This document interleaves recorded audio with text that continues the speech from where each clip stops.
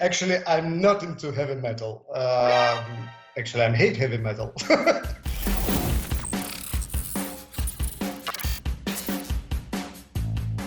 1914 are a black metal band, for lack of a better word, from Ukraine. Started in 2014, the 100th anniversary of the start of World War I, the band has focused the bulk of its attention in the First World War and the horrors of trench warfare. With already 2 albums out, 2015's Eschatology of War and 2018's The Blind Leading the Blind, the band will release their 3rd album, Where Fear and Weapons Meet, in October 22nd via Napalm Records. Dmytro Kumar and Vitaliy Vygovskyy are respectively the singer and the guitarist of this band, and they join me today. Guys, thank you so much for taking the time to speak with me today. Thanks for having us. How are you guys doing? I know that 2020 was a bit chaotic for the entire world, as well as for musicians in particular, many of whom were unable to perform as much as they would like. Thankfully, I have seen some live videos of 1914 performing this year, so I know that at least you have been able to play a little bit. A few months ago, actually 1 month ago, so something like this. Yeah, we play at 2 local festivals here in Ukraine, and it was our first gigs in whole 2 years. So a little bit difficult, but he's the family guy. He's the worker, good working guy. So he will explain about this shitty year. Vitaliy, tell me, what happened? What happened? So we were put on hold. The whole industry was put on hold, and this is one thing if you deal with this living, for example, in States or in Europe, but it's absolutely another thing to deal with that living in the Eastern Europe, in post-Soviet country, because the guys from the band had a lot of troubles, for example, like financial, families, health, work. Some of the guys have lost their jobs and basically were left with nothing. And these things just put our creativity on stop for the whole 2020. Mm-hmm. So we did basically nothing. And it was very hard to move from that point, just to start, do something. And when we got a piece of fresh air, then we started creating stuff in 2021. Hard, like it was very tough, to get into it again after such a long pause. But the whole material basically was completed. I mean, composed and created from the scratch, like within 3 or 4 months. In the beginning of 2021, and or actually, sorry for this, but actually,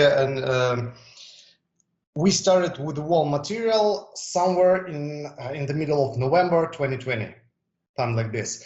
I got all ideas, I got all lyrics, I bring it to guys. Actually, I show it, I explain all my ideas.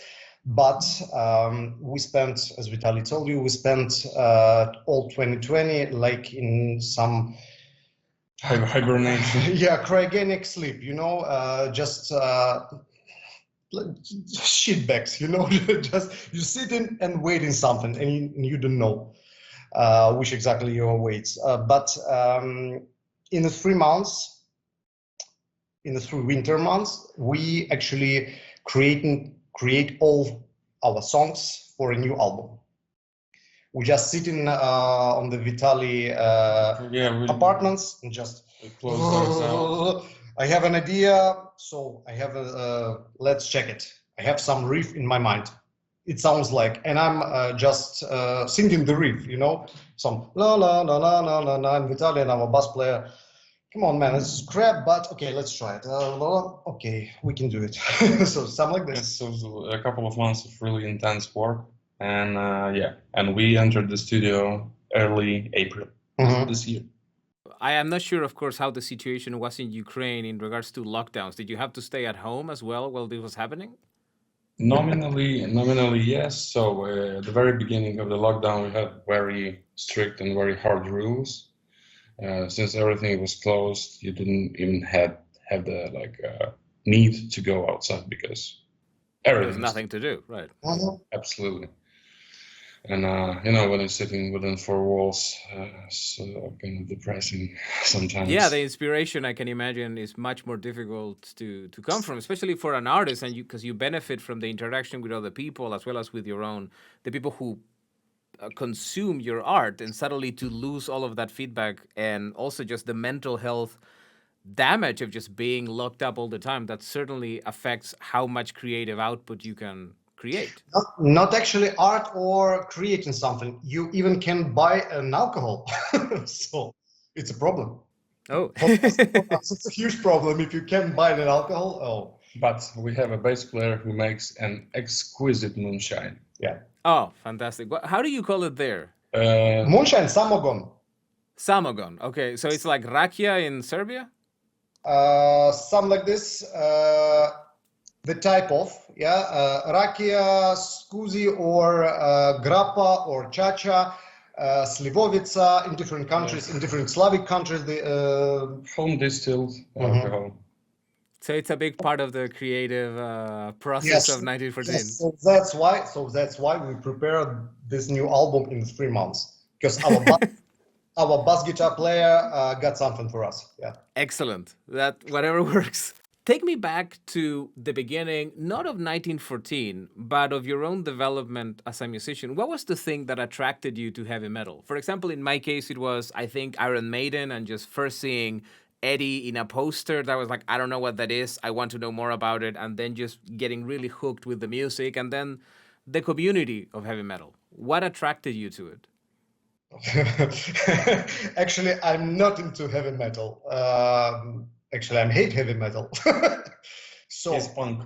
I'm a typical punk rocker. So I came from punk movements over 20 years. I'm playing in a hardcore punk band. So actually, I'm a huge fan, not of just punk music, but black metal. I'm a huge fan of noise, industrial, martial, drone music, dungeon synth music, some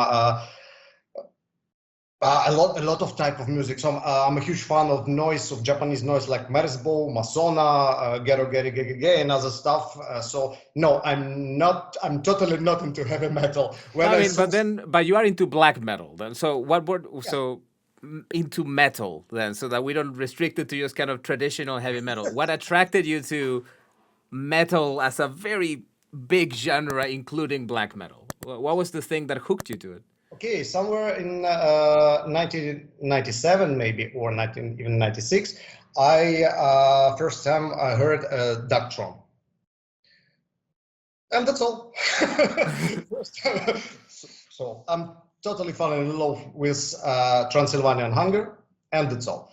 And after that, I checked some Mayhem stuff, Bethlehem stuff, Rotting Christ, and so on. And yes, I'm a punk rock guy, but I'm grew up with a huge love with the black metal, grindcore, death metal, a lot of type of music. But if you talk about heavy metal, I'm always laughing when I when I see those hairy guys on the stage with like Manowar with his leather pants and with whoa, fuck, I'm laughing. What about you, Vitaliy?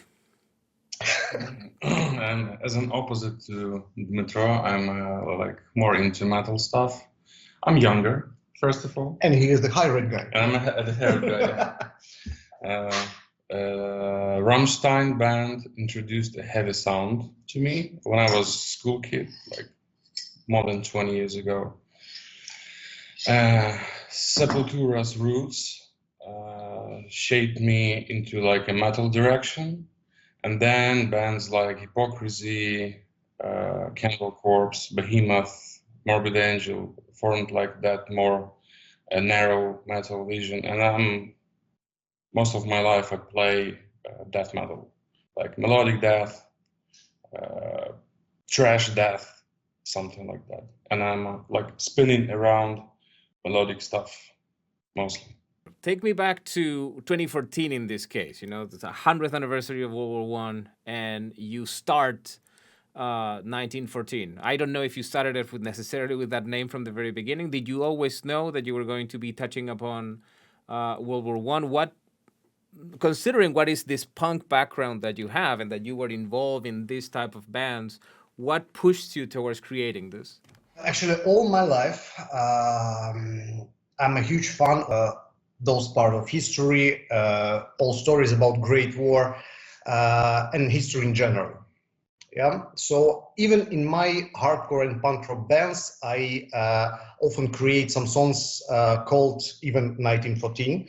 And when you're singing on some punk rock gigs, and next song called 1914, it's about Great War, and the crowd looking at you, what? Man, here's the punk rock gig. What the shit you talk about? So, but I'm trying to create it. I even played in some sludge doom metal band, and we making a song about Brusilov offensive, about Russian army, and about one of the biggest battles here in Ukraine of the Great World War as one. So I'm always trying to collaborate and mix in my music with my passion and with these stories about Great War. So, and I'm started totally about Great War. I'm started in maybe 2010, yes, with my first Martel industrial noise project called Stalak 328. And we making first conceptual album, my first conceptual album, the wall about the Great War. It called Krieg für Willigen, and it was my first conceptual album from A to Z about Great War. But it was a Martel noise industrial. So yes, I'm totally in love with this thematic, totally in love with the Great War, and I wanna prepare something big, something huge about this part of history. I wanna talk about. And it is a good time to do it. Right? Now, I've seen you talk about them in other interviews, so I know that it is not a comparison that you're necessarily going to enjoy. But Sabaton has actually made, I knew it, but has made it very, very interesting, I think, for people. Regardless of what you think of them musically, it has been very interesting. I've noticed it with younger kids, because I'm also not that young anymore. When I talk to them, that many kids that probably wouldn't know otherwise about World War One or World War Two suddenly find something that interests them. And of course, you can listen to the music and say, well, the stories are not very good or whatever, but it has created an interest in them. People that before maybe would have never read All Quiet on the Western Front, all of a sudden think, you know what, maybe I'm going to give it a shot. I want to know more about World War One. That interest, I guess, also manifests itself in that somebody who maybe enjoyed the Great War and they thought that was so interesting, the album by Sabaton, maybe they think, as it happened to me, somebody told me, hey, you should check 1914. They are exclusively about World War One. Do you think that has allowed for some cross-pollination, that some of that interest that they have created in using music to talk about history has benefited you in any way? Keeping in mind that they're, of course, very different bands. As far as I know, a lot of fans discovered our band like you did because of Sabaton. So we must admit this, though, like, despite our relation or our thoughts about this band, like, yeah, I think some part, it is true. I do want to know, because I don't know what is the broader issue. So Dmytro, this is my shoulder. You can cry on it. What is wrong with that? You can let it all out. You can let it out. When I heard some compare between 1914 and Sabaton, I'm trying to collapse. I'm trying to do not tell nothing, because it will be some like beep, beep, beep. It's not for interview. Okay, so most important for me, actually, most important in all this stuff about Sabaton, about 1914, about God Dethroned, why everyone's not talking about 3 brilliant and beautiful album of God Dethroned, actually straight about Great World War. So why not? No one talks about it. everyone compares Popularity, I think. I mean, Sabaton are a huge band right now. So fuck popularity. Fuck popularity. Let's talk about awesome music, but not about mainstream. Yeah. So got the Tron making the brilliant album about Great World War, and they promoted, they explain and show to all metalheads. So come on, guys, if you are not visiting a museum, if you are not traveling through the battlefields, you lose something. You lose a huge part of your own history because it affects all your families. If you are from France, Great Britain, you're from Belgium, Germany, so Ukraine actually, or Turkey or Bulgarian. So this war affects all families. So it's a part of your history. Let's learn it. Let's talk about it. It's not about glorification of war, because fuck war actually in general. It's about learning something new, and it's about new horizon of your emotion, of passion, of stories, about storytelling. I'm always tell that 1914 not about music. We're not playing actually music. I'm not a musician. No, I'm a storyteller. You know, we're not making a song. We're making stories. So that's the main point. do you think that being Ukrainian, considering the suffering that the Ukrainian people have faced at the hands of Russia or the Soviet Union before the Holodomor, etc., has in a way shaped, because you mentioned this thing of fuck war and absolutely fuck war, but do you think that you are living at the edges of this empire has shaped your own perception of not just history, but also the reason why you decided to take this approach to wanting to tell these stories? Oh, a really different and complicated question, because it's not about 3 minutes to explain, because you must dig in deep 300 years, 500 years. So our relationship with Russian Empire, our wars with Polish Empire, with Rzeź Pospolita, a lot of history. If we talk about 20th century, so about First World War and Second World War, and actually you are the first guy from press who talking with us about Holodomor. No one even knows nothing about it. Even this word or this term, no. And yes, it's a huge part of our story, really horrible story and a hard story. So all our time in our history, we were split between empires. Our western part, historical, were the part of Polish Empire, Rzeź Pospolita, Austro-Hungarian Empire, and they kill a lot of our peoples. Eastern part of Ukraine historically had deeply roots in Russian Empire, in religion, mentality, even language. So it's hard to explain, but we always living here in Ukraine, but never own our own country, you know? First of all, for those for people watching who might not be aware of it, can you explain the Holodomor? We're talking about the genocide of the Ukrainian people at the hands of Stalin during the Great Terror, correct? Great. So, on top of that, why would you then? I mean, I'm very happy that you did choose to make the music that you make, but do you think that perhaps it is easier to sing about something that is not as emotionally close to you as the Ukrainian story itself is? Emotionally easier. I don't mean I'm not trying to look down on your music in the slightest. Maybe you have something to say, because I'm not talking. You're doing great. Okay. I hope you have your own opinion. I don't know. On this, probably very hard to form some opinion. I'm just, I'm metalhead playing music. I'm a hired musician. Can you imagine yourself writing music about the Holodomor, for example? I would not. Personally, I would not.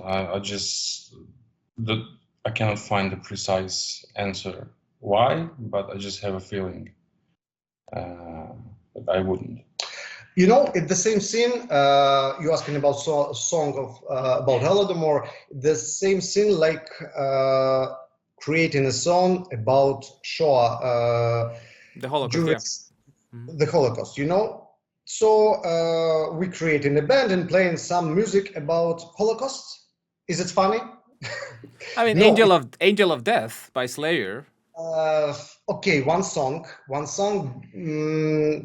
If I say Hitler, the Rise of Evil, you're not gonna like that because that is by Sabaton. So, definitely, it is difficult to make music because you can come off as being offensive or just disrespectful to a tragedy. So I understand why you would have that reservation. Thank you so much for answering that question. I know that it's kind of a left field question, but I really wanted to know what you thought about that. Now, I opened the interview by presenting you in a way that I know you're not necessarily happy with, which is by saying 1914 are a black metal band.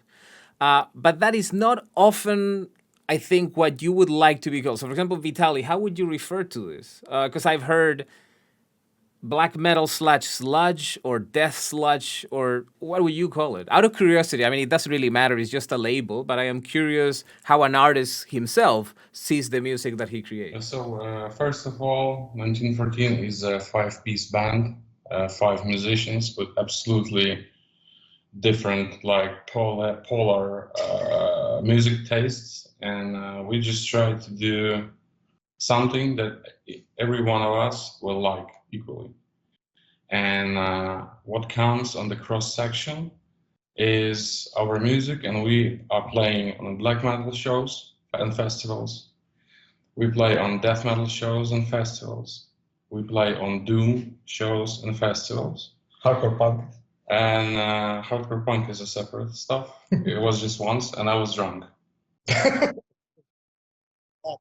But since we play on like these 3 main topics, I would call it black and death, doom, something like that. Now, I have been calling you both by your real names, but in 1914 you have adopted the aliases kind of as acting as avatars of people from World War I. Dmytro is Hauptmann Dmytro Kumar, Vitaliy is Captain Dmytro Vygovskyy. Why did you make this choice? I know that the original band was, I mean, it's still you, but it was Americans. Now they became German, I believe. I'm not sure about the new album. I haven't seen the names in that one yet. So why did you decide to do that? And we were Germans on the blind leading the blind. After that, all staff were killed. So, and here the new one. And this time, we're not only Germans. Here's the American guy. We got French guy, we got the guy from Highland Division from Great Britain. Yeah. We got Austrian guy, and we got our main man plays a German role. A good mix. Yeah. We try to mix it and explain we against all sides. We not accept any side. Everyone was wrong, and everyone lost. So that's all. Your upcoming album, Where Fear and Weapons Meet, which is just a fantastic title. I mean, it immediately made me think of trench warfare, because every time I have seen any real depiction of trenches, that is precisely what I would think about, where fear and weapons meet. I mean, it looked like a terrifying place constantly. And you opened this album with Tamo Daleko, this Serbian war song about that then you connect with Gavrilo Princip, the Yugoslavian anarchist that goes on to murder Franz Ferdinand and kind of starts this snowball that eventually leads to World War I. It's your third album. Why did you want to go to the beginning of the war on this? I loved how you did it, don't get me wrong, but I am curious as to why you went back to Gavrilo Princip in this one. Because our previous album was a little bit chaotic, with some chaotic structure, you know. Here's about Verdun, here's about Passchendaele, here's about London bombing, and we try to make in one row, in one huge story. So, and we make it here in this actually album. We recorded 2 albums to try to make these things real. So that's why in this album we start from the beginning and we finish it with famous, the Great War song, The Green Field of Friends, No Man's Land. It's like, Coda. You standing near the graveyard of your fallen friend and you talk with him. So how do you do? I'm William McBride. And I hope you die well and I hope you die clean. It's like, it's finish of all these things and the finish of all this madness. Graveyard of your friends. So that's all. We started with the Tamo Daleko. You go into war and you sing in the war song, and we finish it with a graveyard. You constantly go back to this, the horror of war. In The Blind Leading the Blind, for example, you use sections from the film version of All Quiet in the Western Front, this part of like, oh, comrade, please forgive me, please forgive me. I tell you, I didn't want to kill you. Tried to keep you alive. If you jumped in here again, I wouldn't do it. You see, when you jumped in here, you were my enemy, and I was afraid of you. But you're just a man like me, and I killed you. Forgive me, comrade. Say that for me. Say you forgive me. Oh, no, you're dead. Only you're better off than I am. You're through. They can't do any more to you now. Oh, God, why did they do this to us? You constantly bring us back to the fact that war is horrible. And in fact, it reminds me a lot of Lamarck's All Quiet on the Western Front, or Kubrick's, I can't remember the author of the book now, Paths of Glory. So all of this idea of war and World War I in particular and being this absolutely a horrible thing. Did you always have this?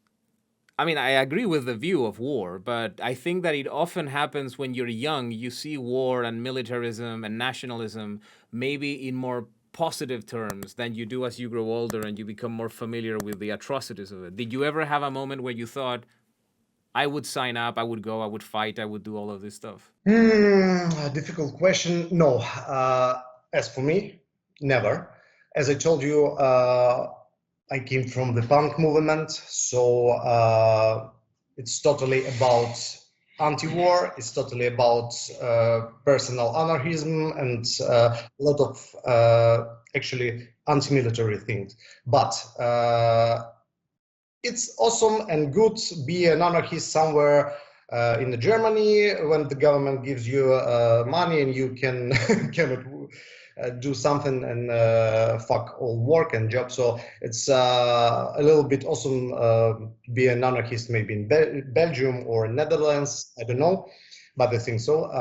In Ukraine, and actually in the country which 7 years in the war with huge machine, with a huge with Russia, with a huge war machine, totalitarian fascist regime of Putin.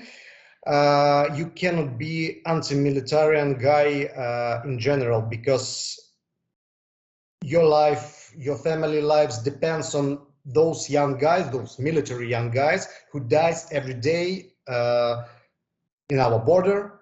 And it's easy to be an anarchist somewhere in a fat society. Yeah, in a fat society, in a fat Europe, when everyone's sitting, oh, we are deeply yeah, we're deeply concerned, we sympathize you, yeah, blah, blah, blah, but nothing will do with it. So you every time heard news, a lot of your friends die, you know those guys which went back home wounded without arms, legs, and you saw those eyes and you just, man, it's hard, actually. 15,000 of the, yeah, 15,000. More than 15. More than 15,000 of our young people, of our guys and women, and just of our Ukrainian peoples die on this war. In 21st century. Yeah. In In 21st century, you got your iPhone, Elon Musk creating a Tesla, we launching on something on Mars, we look in the water, a rover on Mars. You know, you have a lot of things to do. You can travel, you can love, you can grow up your children, you can drink in beer on a gig of Sabaton, you can be everywhere, but you must die because of some fucking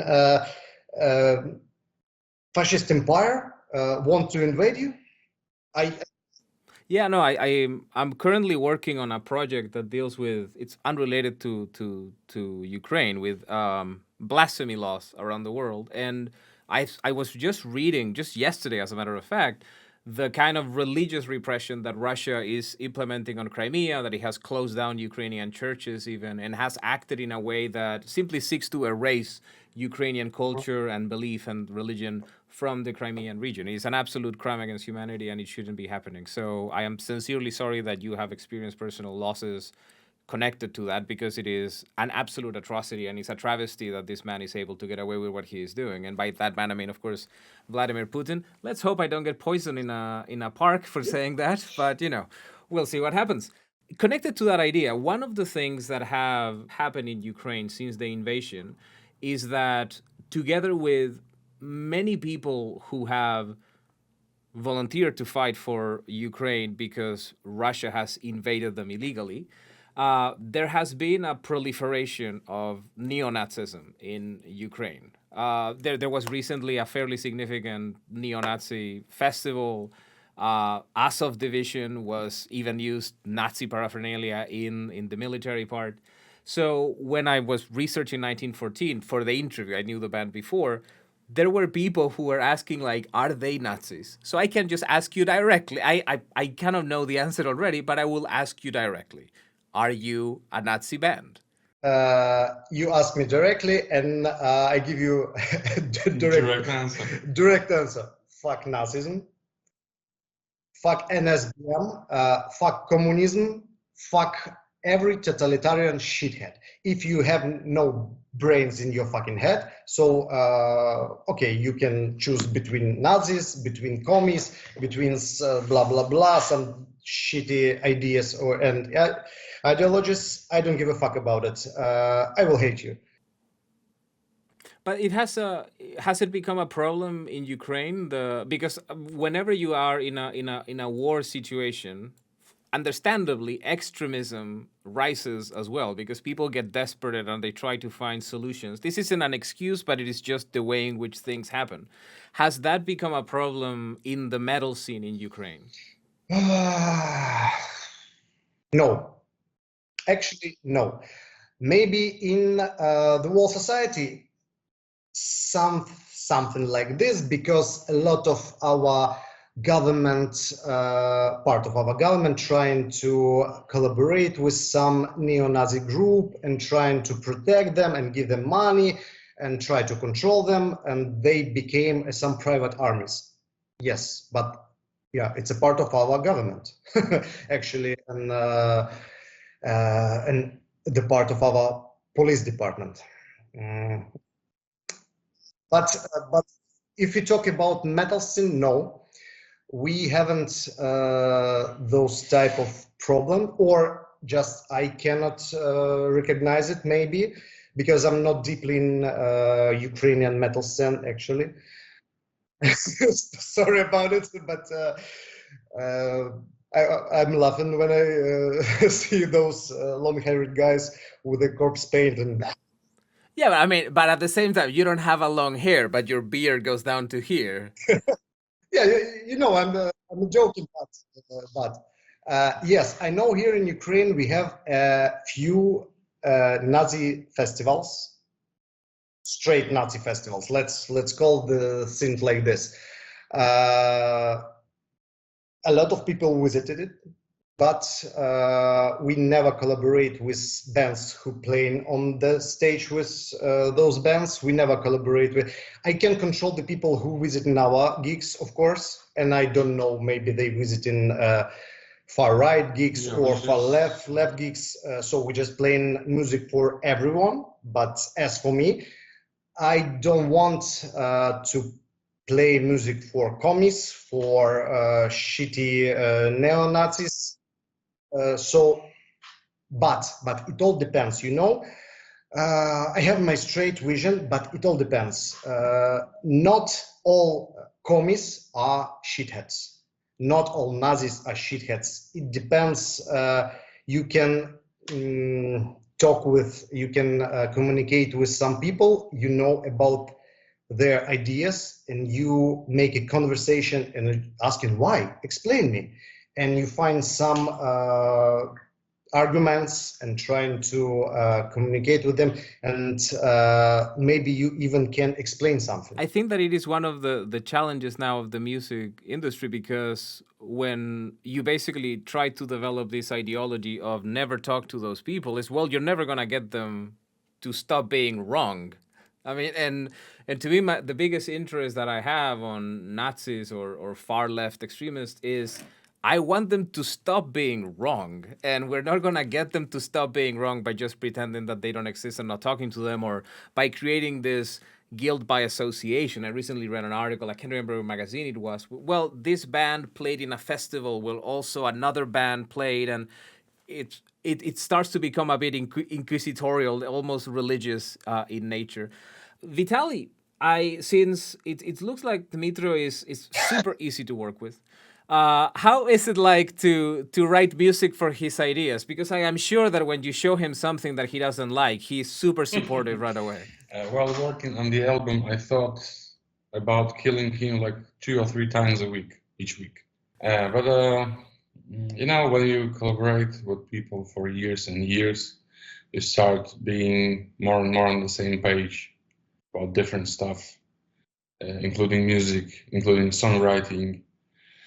And in the end, when person just wants to start talking you something, you already know it and already work in that direction. So we had that. Sometimes we had such moments of clarity in collaboration, but in general, it's fun. It's really cool. Like this dude has a lot of ideas, a lot of interesting stuff. He's very like he listens to a lot of music and can give you a good direction. Did you have to watch things about World War II or read something in order to get inspired for the music? Obviously, you're not going to get the music from a book or a movie, but just to get the vision that he had in mind. I'm not specifically doing that because, first of all, I'm a musician. I was never like that fan of World War One. I just joined because I like the music. I like to play in my favorite band. And when our singer sometimes tries to push and to push on the guys to learn history, to watch some movies, I'm telling him, dude, we are not supposed to love this history period like you. We are here to create music, to accompany you. So you got the idea and we support you, like we support each other in different ways. So I cannot say I share that passion 100%, but I learned a lot. But we together visited the museum, yes. Zonnebeck, some... Yes, of course. And this is really cool and gave me a lot of understanding and a lot of vibe. But I cannot I have to live his life. I have to live through these years, visit through these places to have that passion. So in your case, the approach is Dmytro comes with the lyrics and he gives you an idea of, I think it's gonna be like da da da da da, and you try to put that into into the music, more of a, I have a vision of something dark, and you say, what about this? Exactly. He comes to a rehearsal space and tells like, guys, I have a song about Americans. It should be fast, like very brutal and fast blast beats, and just fast song in general. And the next song about French soldiers, it should be slow, muddy, deep, like we are crawling through the mud in the trench, you know. So we got this general direction. Sometimes it transforms into something different, evolves. We add something, we remove something. But in general, like I'd say 75% of the tracks are created in that way. Like we receive a general vibe, and then we work together on this. And the final result is what evolved out of this, out of the collaboration of people. Because actually, when I'm making the lyrics, I not just okay, let's sing it about Verdun because, you know, why? Because no, I'm reading a lot. I'm always digging deep in some museums, in some archives. I'm traveling a lot across the Europe and then visiting those battlefields. But always buying books, memoirs, watching a lot of movies, and I'm trying to actually to make in one song. It's not just okay. Let's prepare some lyrics because it's a metal, interesting metal. No, I read 3 or 5 books. I'm talk with the people. I visit in the graveyards. I'm talk with the grandson of one of those guys who were there. So you know, it's a little bit of work and it's a little bit of my my own emotion and yeah, it's about emotion, you know. I really get it. So as I told you before, I've been writing on this thing about blasphemy, and I have these 2 sections that I want to join, and I said, I guess I gotta read an entire book to understand what to put there. It is just a weird. It's like an obsessive thing, but if something comes out of it, it's not that pathological, right? Like if you just do it for yourself, it's bad. But like, hey man, I wrote a song. It's fine. It's healthy. So it's and we with good. Vitaliy and rest of the band, we work like this. So guys, I read those 3 or 5 or 10 books about these live events. I got my own experience, my own emotion, and it sketched me, and I'm fucking burning with it. So please transform this into something. Please transform my emotion, my aggression, my those flow and my vibes. Please transform in this. How many songs did you have for this album? Because in the album it's I think 11 songs, or am I? No, yes, 11. How many did you actually have? We actually have plus 11 plus 3 songs, and one of those songs we put on the bonus vinyl, and the rest we just you drop them. We skip it. But actually, I don't know. He what? He nothing. So I'm already start work with the new album. So and I'm already preparing new ideas, actually lyrics and the stories about new album. We not really this one, but I'm already thinking and working with a new album. I was pretty sure that this guy has a concept and probably a part of the lyrics for the next work. Yes. Like I feel this. I really find that super admirable, this constant creative pursuit. Do you have that as well, Vitaliy? Obviously not necessarily connected to this band, but are you also constantly creating new music? I know that several musicians do. I don't know if you see them. There are 2 guitars behind me, but I don't do that because I'm a terrible guitar player. But I assume that you are a good one, based on what I've heard.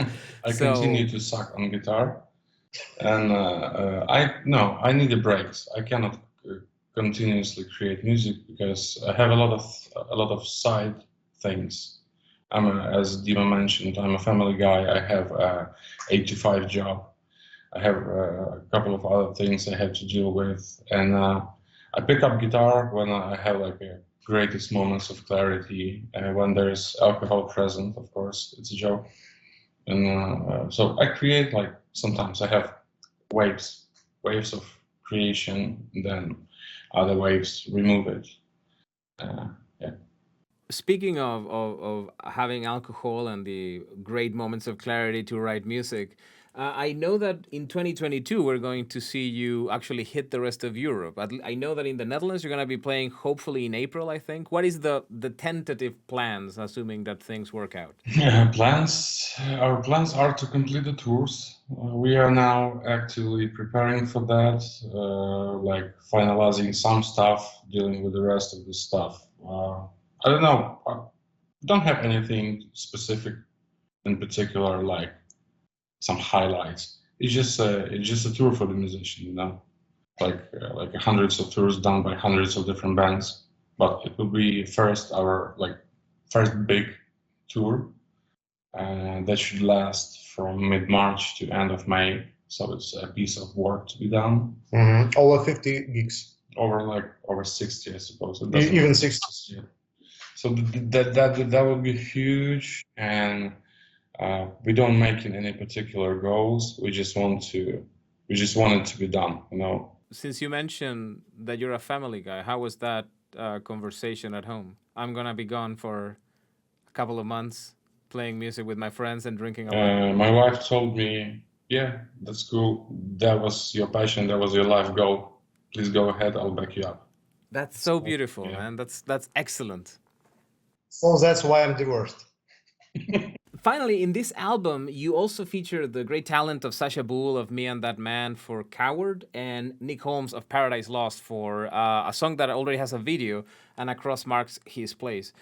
How did these collaborations happen? Because I wouldn't have imagined this overlap from Paradise Lost all the way to 1914. That I'm talking all this surprised me a lot. time, maybe. I'd like to highlight the story, how we hooked up Nick Holmes for the track. When the song was done, Dima shared the story that, guys, I want to clean vocals here. I hear that this is a place for clean vocals to be done here. And we just started to think, who could we invite? Like, who can do both growls, like harsh vocals, and who can do clean vocals equally, and we did have a few options, and Nick Holmes was on the top of this list. And we just thought, screw it, let's write an email.